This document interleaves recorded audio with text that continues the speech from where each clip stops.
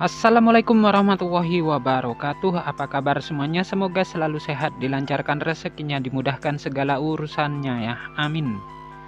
Di video kali ini saya akan berbagi informasi mengenai aturan terbaru bantuan sosial PKH tahap pertama tahun 2024 di bulan Januari tahun 2024. Kira-kira ada aturan terbaru seperti apa ya? Maka dari itu simak terus videonya sampai selesai agar supaya tidak ketinggalan informasinya.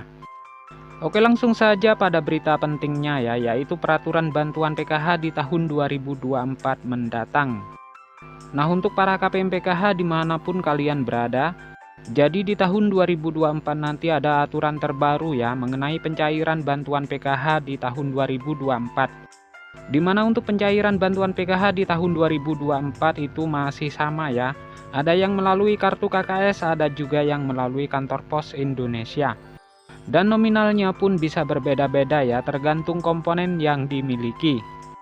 Selain itu juga sudah ada peraturan yang sudah ditetapkan dalam hal pencairan PKH di tahun 2024. Jadi untuk bantuan PKH itu adalah bantuan bersyarat ya. Jadi harus memiliki komponen PKH seperti anak balita, anak SD, anak SMP, dan anak SMA. Kemudian penyandang disabilitas berat, dan juga komponen PKH lansia, serta komponen ibu hamil. Nah, itu adalah komponen PKH ya. Jadi bukan hanya anak balita atau anak sekolah saja, tetapi ibu hamil pun sama masuk kategori komponen PKH. Kemudian dari 7 komponen bantuan PKH tersebut, ada 13 kriteria yang menentukan bantuan PKH-nya bisa cair. Jadi yang pertama peraturannya itu adalah kalian harus terdaftar di dalam DTKS. Jadi mulai dari anak balita, SD, ibu hamil, kemudian anak SMP dan SMA, penyandang disabilitas berat dan lansia harus masuk di dalam DTKS dan aktif sebagai penerima bantuan PKH ya. Kemudian peraturan yang kedua, di dalam keluarga maksimal hanya 4 komponen saja yang bisa masuk ke dalam pencairan bantuan PKH. Jadi maksimalnya itu adalah 4 komponen. Kemudian peraturan yang ketiga, prioritas bantuan PKH yang memiliki komponen datanya itu harus aktif dan padan antara di DTKS dengan Dukcapil. Nah, itu adalah yang harus dipatuhi ya. Karena bansos itu datanya harus padan dan valid. Jadi tidak boleh ada perbedaan. Kemudian peraturan yang kelima, jika kalian terdaftar sebagai penerima bantuan PKH anak sekolah, baik itu SD, SMP maupun SMA, datanya harus terdaftar di aplikasi Dapodik sekolah masing-masing dan datanya padan dengan DTKS. Jadi tidak boleh ada perbedaan. Selanjutnya peraturan yang keenam, untuk komponen PKH balita yang disebut sebagai komponen PKH balita itu adalah hingga anak yang kedua saja ya. Apabila ada balita ketiga ataupun balita keempat dan seterusnya, maka sudah tidak dapat dibilang penerima PKH lagi ya, karena cukup dibatasi sampai balita kedua saja. Selanjutnya untuk komponen anak balita umurnya itu adalah umur 0 sampai dengan 6 tahun.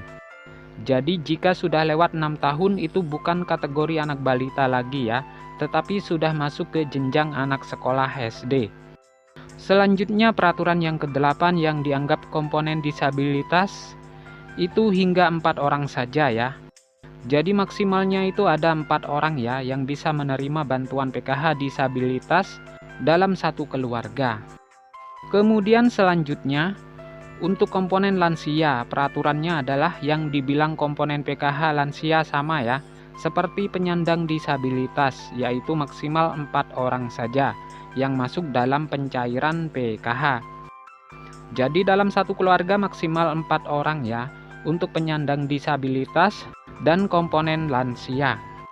Kemudian peraturan yang selanjutnya untuk komponen lansia tersebut usianya harus mencapai minimal umur 60 tahun. Kemudian yang selanjutnya untuk komponen cucu itu juga bisa masuk ke dalam pencairan bantuan PKH asalkan lolos sebagai penerima dan memenuhi persyaratan. Kemudian peraturan yang selanjutnya untuk komponen ibu hamil.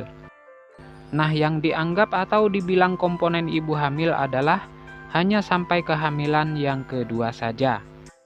Jadi apabila hamil yang ketiga kali atau keempat kalinya, itu sudah tidak bisa dapat bantuan PKH. Jadi sudah tidak bisa dihitung komponen PKH lagi. Kemudian peraturan yang terakhir, jika di dalam anggota keluarga memenuhi atau memiliki lebih dari satu komponen, maka yang dianggap penerima bantuan PKH adalah dari nominal yang paling tertinggi dahulu ya. Misalkan ada anak penyandang disabilitas, kemudian juga memiliki anak normal yang bersekolah di jenjang SD. Sedangkan untuk nominal penyandang disabilitas dan anak sekolah SD itu nominalnya berbeda-beda ya. Lebih besar penyandang disabilitas dibanding dengan komponen anak SD. Maka yang masuk komponen PKH adalah komponen disabilitas yang didahulukan. Jadi sudah jelas ya, itu adalah peraturan bantuan PKH di tahun 2024.